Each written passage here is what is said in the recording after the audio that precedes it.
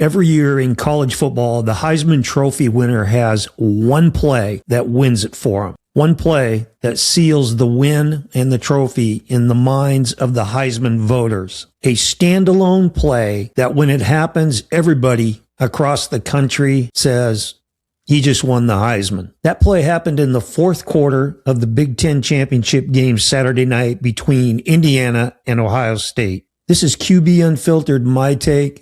QB Fernando Mendoza nails the Heisman and sinks the Buckeyes. I don't ever slow up, no I don't take shit. I got no love for the fakeness. If you wanna play tough and wanna hate this, I'll always show up and make a statement. I don't ever slow up. Okay guys, in this video I was going to analyze both quarterbacks in this Big Ten title game. You know, you had two teams undefeated, 12-0, and I was going to do my show today on Buckeye quarterback Julian Sayin and Hoosier quarterback Fernando Mendoza.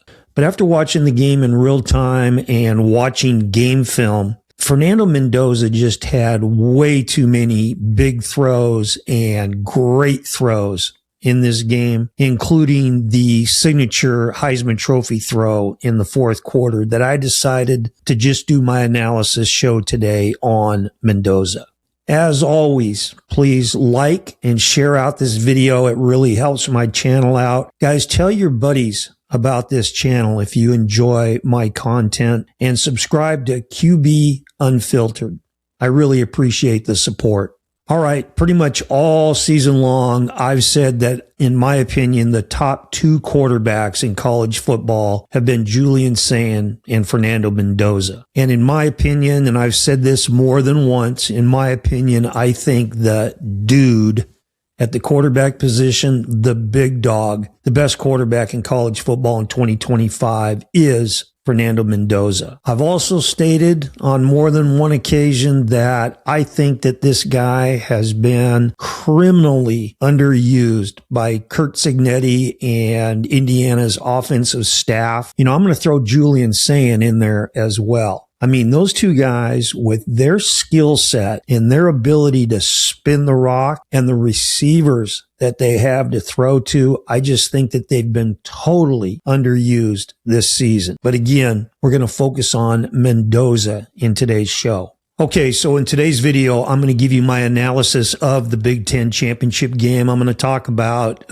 some pass pro issues that Indiana had. Ohio State had some as well. I think both quarterbacks were basically playing in a pretty chaotic pocket for 4 quarters of this game. And, you know, I understand that both teams are 12-0. I get it. I also know that the bottom line in football is to win the football game. Believe me, I understand that. But as an offensive guy, as a former quarterback, as a guy that chucked the ball all over the yard when I coached, watching this Big Ten title game was like watching paint dry or the grass grow. I mean, Indiana won it 13-10, but holy cow. With the talent that those two quarterbacks have, Sayin and Mendoza, and the receiving talent that they have to throw the ball to, I think if both offensive coordinators for both teams turn those two guys loose and let them throw the ball around a hell of a lot more than what they do, you wouldn't be seeing games where Indiana or Ohio State, you know, had to pull it out in the fourth quarter or had to cling to a 3 or 6 point lead, you know, to win the game. They would be kicking people's ass. Okay, with that said, let's move into some game clips. All right, let's start with this. This was not a great start for Indiana and Fernando Mendoza. First quarter, 1st and 10. Indiana's in trips right. Ohio State's in a 4-1 front, and they line up pre-snap in a 2-man coverage look, but on the snap of the ball, they play cover 1. So they're taking one of those safeties and diving him down to lock up on a receiver, and they're taking the other safety off the hash into center field, and they're playing cover 1. Now, this is film study on the part of Ohio State and scatter and report based on the motion that Indiana's number 3 receiver does. The number 3 receiver for Indiana lines up as a wing to the right side. He motions outside and then he comes back inside. right, towards the offensive tackle. Now, the defensive end on that side is Caden Curry for the Buckeyes. This dude's a player, and he was a problem for Indiana's offensive line all night long. Well, he's playing that 6 technique, standing up, and as soon as that wing motions out, comes back towards the box, right, Curry leaves the defensive line and widens outside of that wing and plays in an outside alignment. Again, this is scattering report, film study stuff. They know what's coming. They're expecting that wing to pin him with the block and Mendoza to roll outside of that block to the right side. Now, I think that the number 3 receiver was surprised that Curry left the D line and widened out to his outside shade. And I don't think he blocked this thing right, because Mendoza is looking right now after the play fake and he's rolling to the right. He's looking right now towards his backside left to that tight end coming across on that drag route. And that guy's open in the box. He's open right now. And that's why the ball comes out of Mendoza's hand so quickly. Well, because that happens, I think the number 3 receiver, that tight wing, should have had inside leverage, making sure that Curry doesn't blow inside of him, which is what he does. And he knocks the shit out of Mendoza when he throws the football. And like I said, this is a preview pretty much of what was going to happen for the rest of the game for both quarterbacks. Defensively, both defensive coordinators did some pretty cool stuff scheme-wise, and they did some kind of wild stuff on some snaps, which caused some issues for both offensive lines. So, both Mendoza and Sand did not have a clean pocket for a lot of the game. They were really getting harassed, and especially in the first half for Mendoza. Okay, let's move to this next play. This shows you the cool and calm poise for Fernando Mendoza. It's first quarter. It's 3rd and 4. Indiana's in a trips left. It's a bunch trips, okay, to the left. And Ohio State's in a bear front. Now, a bear front is this: 5 defensive linemen, and all the offensive linemen are covered. So you got a head up nose, you got 2-3 techniques on the guards, which means outside shade on the guards, and you've got 2-6 techniques on the tackles, which is outside shade of the tackles, and you've got 1 linebacker in the box. You call it a bear front because this is the old 46 structure, Buddy Ryan's 46 defense, also called a bear, right? And that's what Ohio State's playing here. Okay, so that's what they're playing front-wise, and they're playing a Tampa 2 coverage here, made famous by Monty Kiffin, Lane Kiffin's dad, back when he coached, was a D coordinator for the Tampa Bay Bucks. And Tampa 2 is just a basic 2-deep coverage, but the inside linebacker, the middle linebacker, is going to turn and run vertically through the deep middle, which is exactly what this guy does here. Okay, Indiana's running a mesh concept, and they've got the running back, and he's running a shoot route to the left, so he's widening any defensive guy to the flat. And Becker, Indiana's really nice receiver, is running the mesh from right to left, but he doesn't run the route right. So there's a big gap there of grass that Becker should be sitting down in after he meshes with the other receiver, but he drifts.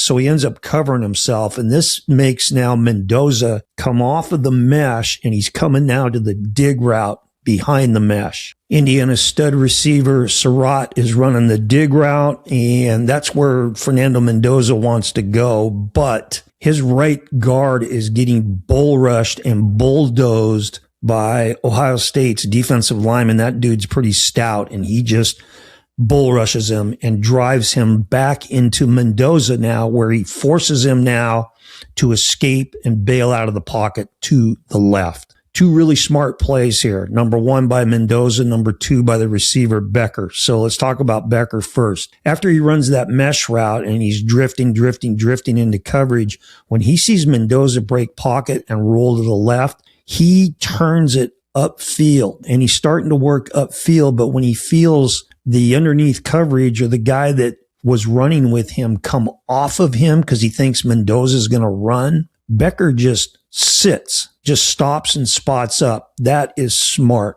right there. He's wide ass open.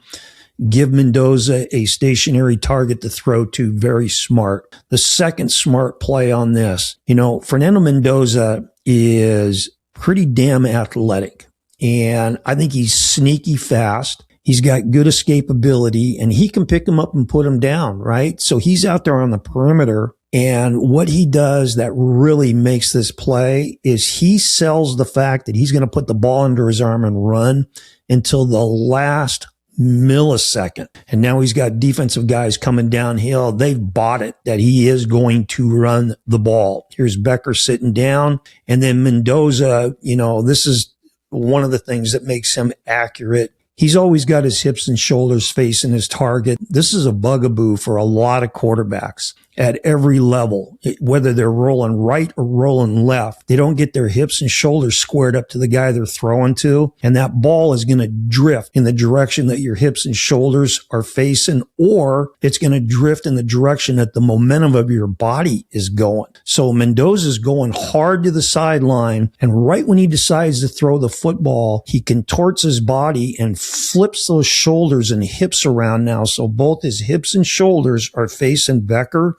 for that little spit pass, which he puts right on him, and Becker runs for 9 or 10 yards and the first down. This looks like such an easy little play. This is a pretty difficult pass to throw. You're going full speed to the sideline, and you've got to get your body momentum stopped and your hips and shoulders squared around so that you're accurate when you throw that ball. Well done by both Becker and Mendoza. Okay, that leads us now to the pick that Mendoza threw. So let's get into this play. I think there were 3 things that screwed this play up, and I really believe that this thing was doomed before the ball even left Fernando Mendoza's hand. So it's first quarter, it's 1st and 10. Indiana's in a 2-by-2 formation, and they're going to motion to trips, okay, where they're going to run a punch screen to the number 1 receiver out there. Now, Ohio State's in an Eagle 2 front. An Eagle front is a 40 front. And in a 40 front, your center's usually uncovered. Well, in an Eagle front, you take the 1 technique, usually over one of the guards, and you slide them down to a shaded nose guard on the center. So you've got 1 covered guard, 1 uncovered guard, a shaded nose guard. It's a 4-man front. And they're running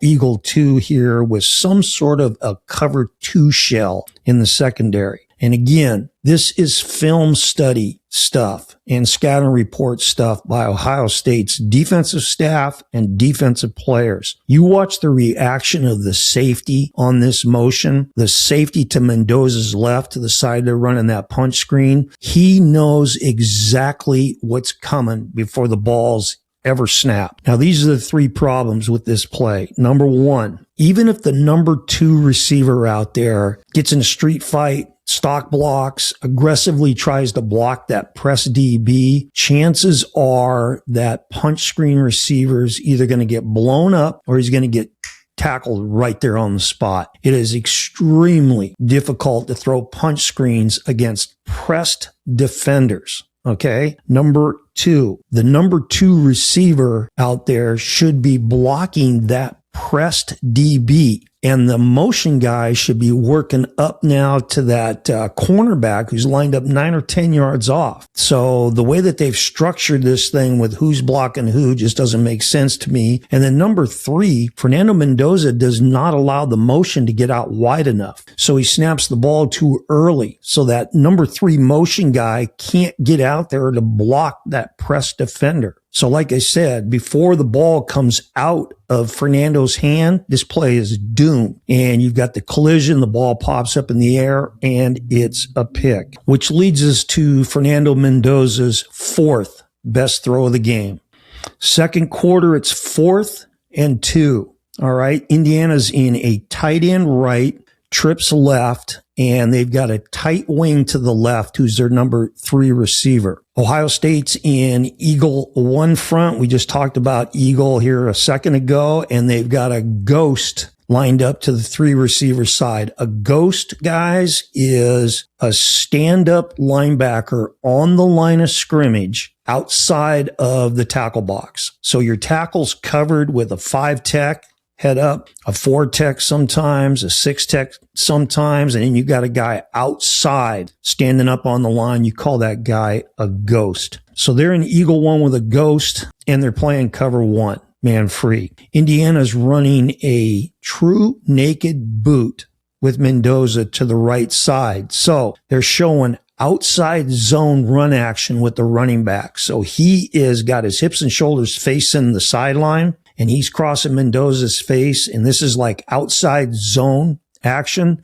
And they take all 5 offensive linemen and they step aggressively laterally to that side, to the left, which means the last 2 guys on the line of scrimmage, D linemen for Ohio State, are unblocked. And you're relying on the fact that they're going to sink down with that offensive line movement, all 5 dudes, plus that running back, showing outside zone away, that they're going to sink down. But the 6 technique is Curry, and he comes right upfield, and he's right in Fernando's mug. So on the snap, you've got all that action going to the left. They take that wing to the left, and they release him back to the right and snake him behind the line of scrimmage and leak him out now to the right on a shoot route. And that's who Mendoza goes to, and this is all on Fernando Mendoza. He has to get the ball to this guy with Curry in his grill. And so he drops down sidearm to throw it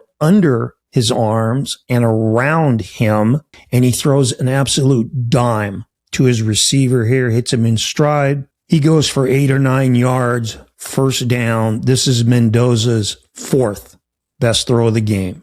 Okay, that takes us to Fernando Mendoza's 2nd best throw of the game. 3rd quarter, it's 3rd and 2. Indiana's in trips left. Ohio State's in a 4-1 over again in this weird coverage that ends up looking like cover 2. Indiana's running their single receiver on a shallow cross from right to left. Number 3 to the trip side is running a diagonal vertical to the opposite hash. So he's going from left over to the right hash. They take number 2 now, and they're running him on, you can call it either a vertical down the hash, you can call it a middle vertical, you can call it a skinny post. And then they take the number 1 guy to the 3 receiver side, and he's running a dig route. This is a vertical read for Mendoza. So he's going skinny post, dig, shallow cross, deep, medium, short.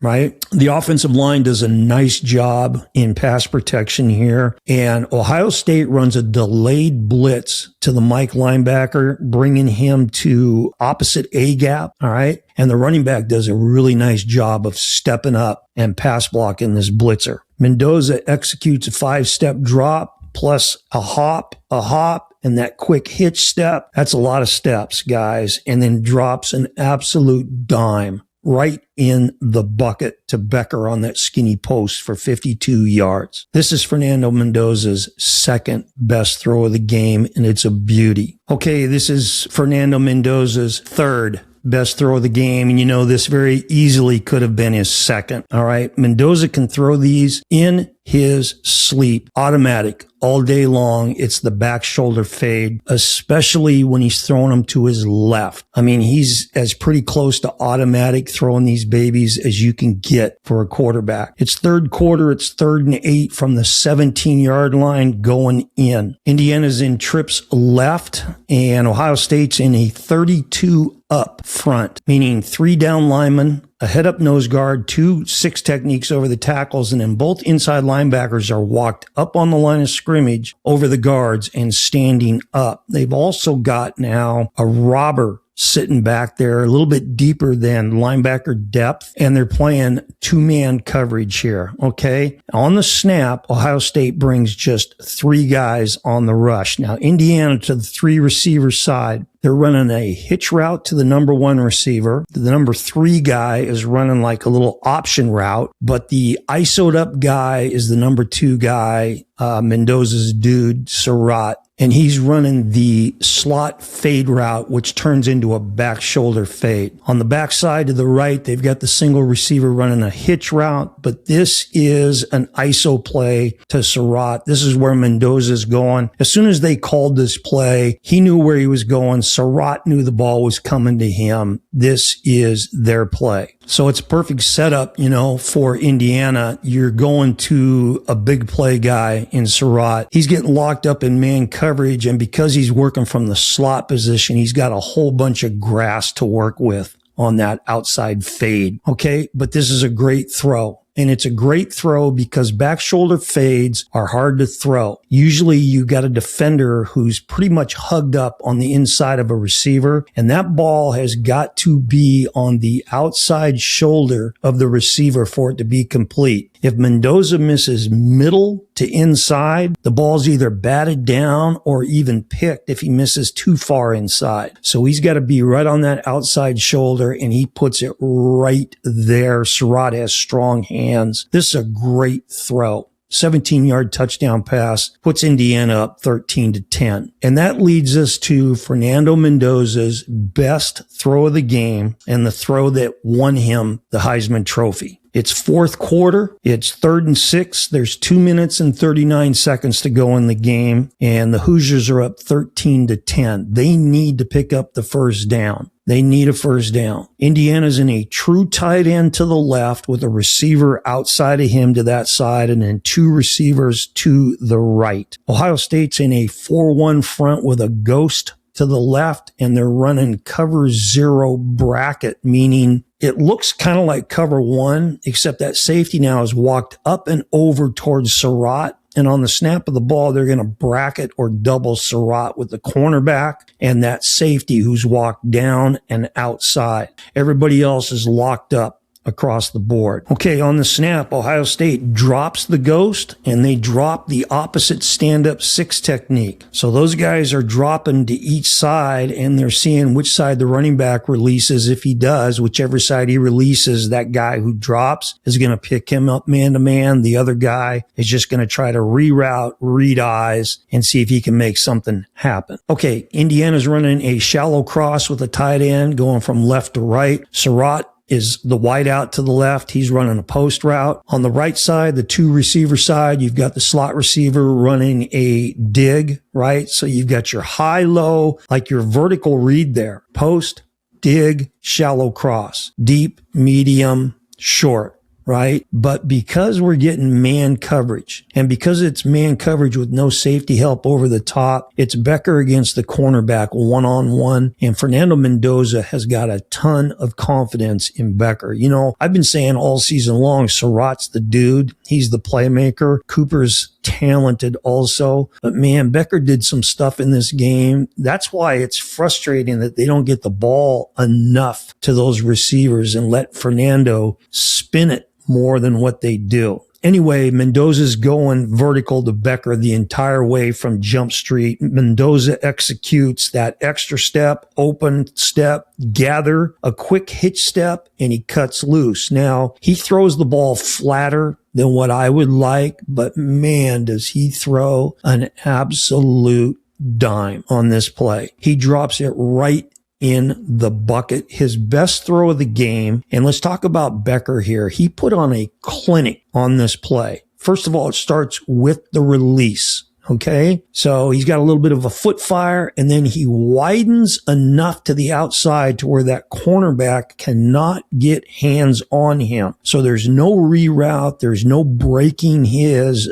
gait in running, right? Becker's just outside clean and he's off and running and he's got him beat. The ball is slightly thrown to the outside and you can see him track the ball, keeping it to his inside and slightly drift to the outside. And then what he does that I absolutely love, he does not put pinkies together and basket catch this thing. He goes up and high points it with his thumbs together. And that's exactly the way you teach to do that. If you've got a cornerback running on your hip to the inside, do not let that ball come down for a basket catch. Go up and be aggressive. Take it out of the air with your thumbs together, strong hands. And then the last thing that Becker does, when he catches the ball, he hugs it up to his chest, nice and tight to avoid getting punched out by that cornerback. This is a great play. This is Fernando Mendoza's signature Heisman moment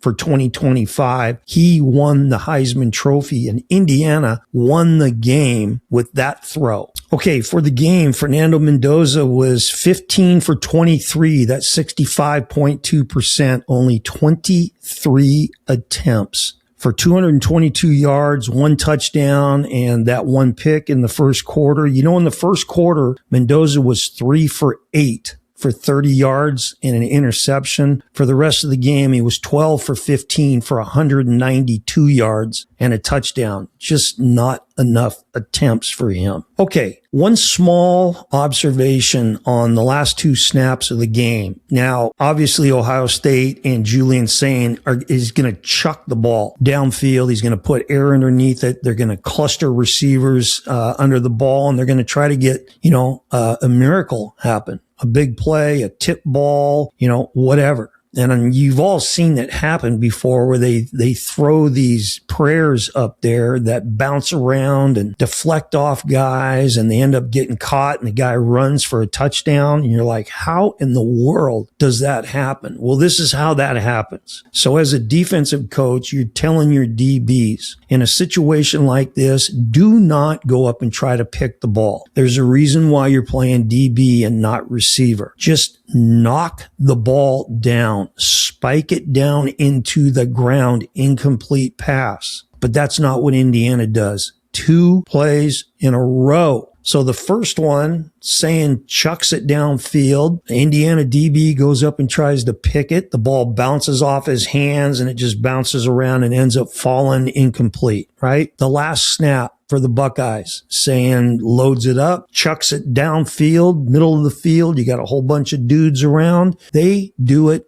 again. Indiana's secondary. So one DB goes up, the ball goes right through his hands, which hits the DB behind him and goes through his hands and bounces off his face mask, bounces up in the air. And who's standing there for Ohio State? Jeremiah Smith. Well, that's one of the last guys you want in the country standing there making that catch. Okay, now fortunately for Indiana, he had nowhere to go. He was swallowed up and tackled, and the ball game was over. But I mean, you can bet that Cignetti is having a talk with his DB coach, and you can bet the DB coach is having a talk with the DBs, because if there's one thing you can say about Indiana, and one thing that I really admire about those guys and Cignetti and his staff, they are well coached. They are fundamentally sound and well coached. And so to see them do that on those last 2 plays was really surprising for me. Okay. And then finally, hopefully you guys that watched the game stuck around and were able to watch the post-game interview on the field by Fernando Mendoza. What a great interview,